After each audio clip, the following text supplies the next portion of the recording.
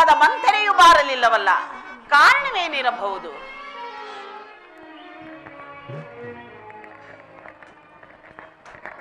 ಪಟ್ಟಾಭಿಷೇಕ ನಗರು ಬೇಕು ಕೈಕಾ ಕೈಕಾ ಕೈಕಾ ಕೈಕಾ ದೇವಿ. ಯಾರು? ಓ ನಾನು ಮಂಥರ, ಬಂದೆಯಾ? ಬಾ ಬಾ ಬಾ ಬಾ. ಸುಖಾಗಮನವೇ? ಸೌಖ್ಯದಿಂದಿರುವೆಯಾ? ಕ್ಷೇಮವೇ ಮಂಥರ? ಅಯ್ಯೋ ಅಯ್ಯೋ, ನನ್ನ ಸುಖವಾಗಿರಲಿ. ರಾಮಚಂದ್ರನಿಗೆ ಪಟ್ಟಾಭಿಷೇಕವಂತೆ. ಏನು? ನನ್ನ ಪ್ರಿಯ ಪುತ್ರನಾದ ಶ್ರೀರಾಮಚಂದ್ರನ ಪಟ್ಟಾಭಿಷೇಕದ ಮಹೋತ್ಸವದ ಸಂಭ್ರಮವೇ? ಬಹಳ ಸಂತೋಷ ಮಂಥರ. ಕಂದನಾದ ರಾಮಗೆ ಮಂಥರ,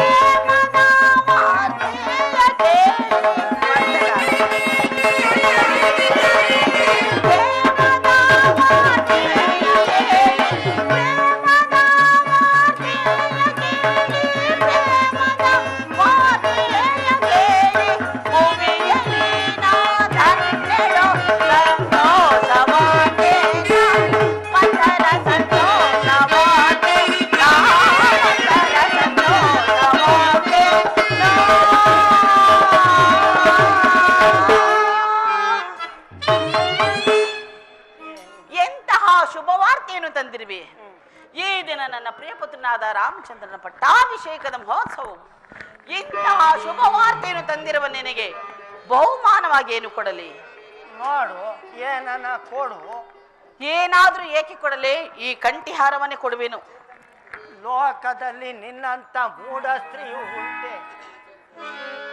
ರಾಮಚಂದ್ರನಿಗೆ ಪಟ್ಟಾಭಿಷೇಕವಾದರೆ ನಿನಗೆ ಮುಂದೆ ಬರುವ ಕಷ್ಟಗಳನ್ನು ಚೆನ್ನಾಗಿ ಅನುಭವಿಸಿ. ಏನು ಹೇಳಿದೆ? ದಶರಥ ಚಕ್ರವರ್ತಿಯ ಮುದ್ದಿನ ಮಡದಿಯಾದ ಈ ಕೈಕೆಗೆ ಮುಂದೊದಗುವ ಕಷ್ಟವೇ? ಅಂದರೆ ನಿನ್ನ ಮಾತಿನ ಅರ್ಥವೇನೇ ಮಂಥರ? ಈಗ ರಾಮಚಂದ್ರನಿಗೆ ಪಟ್ಟಾಭಿಷೇಕವಾದರೆ ರಾಮಚಂದ್ರನಿಗೆ ನಿನ್ನನ್ನು ಕೇಳುವವರು ಯಾರು? ಸವತಿಯ ಮಗನಿಗೆ ಪಟ್ಟಾಭಿಷೇಕವಾದರೆ ನಿನಗೆ ಬಂದ ಭಾಗ್ಯವೇನು? ಮಂಥರ, ನಿನಗೇನು ಬುದ್ಧಿ ಕೆಟ್ಟಿರುವುದೇ? ನನಗೆ ರಾಮನು ಬೇರೆಯೇ, ಭರತನು ಬೇರೆಯೇ? ಉದರಗಳು ಬೇರೆ ಆದರೂ ತಂದೆಯು ಒಬ್ಬನೇ ಅಲ್ಲವೇನು? ಅದು ಅಲ್ಲದೆ ಶ್ರೀರಾಮಚಂದ್ರನು ತನ್ನ ಹೆತ್ತ ತಾಯಿ ಕೌಸಲ್ಯಗಿಂತಲೂ ಅಧಿಕವಾದ ಪ್ರೀತಿಯು ನನ್ನ ಮೇಲಿಟ್ಟಿರುವನು. ರಾಮಚಂದ್ರನಿಗೆ ಪಟ್ಟಾಭಿಷೇಕವಾದರೆ ಅವರ ಭಾಗ್ಯವೇ ಬೇರೆ, ನನ್ನ ಭಾಗ್ಯವೇ ಬೇರೆ. ಏನು ಸಾಕು, ಬಾಯಿ ಮುಚ್ಚು. ಸವತಿಯ ಮಾತ್ಸರ್ಯವನ್ನು ತೀರಿಸಿಕೊಳ್ಳಲು ಕೌಸಲ್ಯಗೆ ತಕ್ಕ ಸಮಯವೇ ದೊರೆತಾಯಿ. ಅಯ್ಯೋ ಭರತ, ಈ ಆಳು ಕೈಕೆಯ ಉದರದಲ್ಲಿ ಜನಿಸುವುದಕ್ಕಿಂತ ಆ ಕೌಸಲ್ಯೆಯ ಉದರದಲ್ಲಿ ಜನಿಸಿದ್ದರೆ ನಿನ್ನ ಹಣೆ ಬರನೆ ಅಷ್ಟು. ಇಷ್ಟೆಲ್ಲ ಹೇಳಿದೆಯಲ್ಲ, ಈ ರಾಮಚಂದ್ರನ ಪಟ್ಟಾಭಿಷೇಕದ ವಿಚಾರವನ್ನು ನನ್ನ ಹೊರತು ಬಿಟ್ಟು ಯಾರಾದರೂ ಬಂದು ನಿನಗೆ ತಿಳಿಸಿದ್ದರೆ? ಇಲ್ಲವಲ್ಲ ಮಂಥರ, ಇಂತಹ ವಿಚಾರವನ್ನು ನನ್ನ ಪ್ರಾಣೇಶ್ವರನಾಗಲಿ ಅಥವಾ ನನ್ನ ಪ್ರಿಯಪುತ್ರನಾದ ರಾಮಚಂದ್ರನಾಗಲಿ ನನ್ನ ಬಳಿಯಲ್ಲಿ ತಿಳಿಸಲೇ ಇಲ್ಲವಲ್ಲ. ಕಾರಣವೇನಿರಬಹುದು ಮಂಥರ? ಚದುರುವಾಗಿ ಸಿಕ್ಕಿದ್ಯಾ ಬಿಟ್ಕೊಂಡವ್ರೆ. ನೀನೇ ಯೋಚಿಸು, ನಾನೇಕೆ ಹೇಳಿ ನಿಷ್ಠುರಳಾಗಬೇಕು? ರಾಮಚಂದ್ರನಿಗೆ ಪಟ್ಟಾಭಿಷೇಕವಾದರೆ ರಾಮಚಂದ್ರನು ಅಯೋಧ್ಯೆಯ ರಾಜನಾಗಲಿ. ಆಗಲಿ ಮಂಥರ, ಸಂತೋಷವಲ್ಲವೇನೆ? ಕೌಸಲ್ಯ ರಾಜಮಾತೆಯಾಗಿ ಮೆರೆಯುವಳಲ್ಲ? ಮೆರೆಯಲಿ ಬಿಡೆ, ಅದು ಒಳ್ಳೆಯದೇ ಅಲ್ಲವೇ? ನೆಗದು ಬಿದ್ದೋಗ. ಹಾಗೇನಾದರೂ ಆದರೆ ನಿನ್ನ ಮಗ ಭರತ ರಾಮನಿಗೆ ದಾಸನು, ಮಂಥರ ನೀನು ಕೌಸಲ್ಯಗೆ ದಾಸ. ಮಂಥರ, ಹಾಳಾಗಿ ಹೋಗ್ರಿ. ಏನು ಹೇಳಿದೆ? ರಾಮಚಂದ್ರನಿಗೆ ಪಟ್ಟಾಭಿಷೇಕವಾದರೆ ನನ್ನ ಮಗನಾದ ಭರತನು ಆ ರಾಮನಿಗೆ ದಾಸನಾಗಬೇಕೆ? ಆ ಕೌಸಲ್ಯಗೆ ನಾನು ದಾಸಿ ಆಗಬೇಕೆ? ನೀನಾಡುತ್ತಿರುವ ಮಾತುಗಳೆಲ್ಲವೂ ಸತ್ಯವೇನೇ ಮಂಥರ? ಹಾಗಾದರೆ ಈಗ ನಾನೇನು ಮಾಡಲಿ? ಈ ಅಪಾಯದಿಂದ ಪಾರಾಗುವ ಮಾರ್ಗವೇನಾದರೂ ಇದ್ದರೆ ಹೇಳೇ ಮಂಥರ. ನಾನು ಹೇಳಿದ್ದಂತೆ ಮಾಡುವೆಯೋ? ಓಹೋ, ಅಗತ್ಯವಾಗಿ. ಕೇಳಲಿಲ್ಲ ಅಂದ್ರೆ ಬಿಡೋರ್ಯಾರು? ನಿನಗೆ ನೆನಪಿರಬಹುದು, ಹಿಂದೆ ದೇವಾಸುರರ ಯುದ್ಧದಲ್ಲಿ ನೀನು ಮಾಡಿದ ಸಾಹಸಕ್ಕೆ ಮೆಚ್ಚಿ ನಿನ್ನ ಪತಿಯು 2 ವರಗಳನ್ನು ಕೊಟ್ಟಿರಲಿಲ್ಲವೇ? ಹಾ, ಹೌದು ಮಂಥರ, ವರಗಳನ್ನೇನೋ ಕೊಟ್ಟಿದ್ದರು ನಿಜ. ಸಮಯ ಬಂದಾಗ ಕೇಳಿಕೋ ಎಂದಲೂ ಹೇಳಿರುವರಲ್ಲ ಮಂಥರ. ಈಗ ತಕ್ಕ ಸಮಯ, ಈಗ ಕೇಳಿಕೋ. ಏನೆಂಬುದಾಗಿ ಕೇಳಿಕೊಳ್ಳಲಿ? ಅದು ನಿಜವೇ. ಈ ರೀತಿಯಾಗಿ ಕೇಳಿ. ಹೇಗೆ?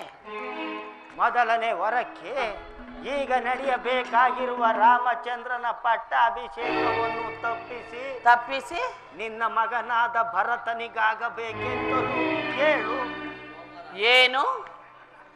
ಈಗ ನಡೆಯಬೇಕಾಗಿರುವ ರಾಮಚಂದ್ರನ ಪಟ್ಟಾಭಿಷೇಕವನ್ನು ತಪ್ಪಿಸಿ ನನ್ನ ಮಗನಾದ ಭರತನಿಗೆ ಪಟ್ಟಾಭಿಷೇಕವೇ? ಎಂತಹ ಚತುರಿಯೇ ನೀನು! ಅಪಾಯಕ್ಕೆ ತಕ್ಕ ಉಪಾಯವನ್ನೇ ಹುಡುಕಿರುವೆ. ಆಗಲಿ, ನಿನ್ನಿಷ್ಟಂತೆ ಆಗಲಿ. ಆ ರಾಮಚಂದ್ರನು ನಾರು ಮುಡಿ ಹುಟ್ಟು ದೀಕ್ಷಾಬದ್ಧನಾಗಿ 14 ವರ್ಷ ಅರಣ್ಯವಾಸ ಮಾಡಬೇಕೆಂದು ಕೇಳಿಬಿಡು.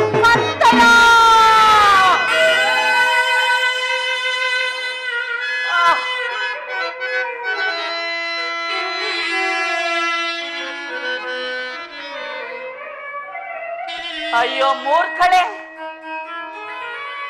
ನೀಚಳೆ, ನಿನಗೇಕಿಂತಹ ದುರ್ಬುದ್ಧಿ ಹುಟ್ಟಿತೆ? ನನ್ನ ಪ್ರಿಯ ಪುತ್ರನಾದ ಶ್ರೀರಾಮಚಂದ್ರನನ್ನು 14 ವರ್ಷಗಳ ಕಾಲ ವನವಾಸಕ್ಕೆ ಕಳುಹಿಸು ಎಂದು ಹೇಳಿಕೊಡುತ್ತಿರುವೆಯಲ್ಲ. ಇಂತಹ ಮಾತುಗಳನ್ನು ಹೇಳಿಕೊಡಲು ನಿನ್ನ ಮನಸ್ಸಾದರೂ ಹೇಗೆ ಒಪ್ಪಿದೆ? ಹೋಗು, ಹೊರಟು ಹೋಗು. ನನಗೆ ಮುಖವನ್ನು ತೋರಿಸಬೇಡ, ಹೊರಟು ಹೋಗು ಮಂಥರ.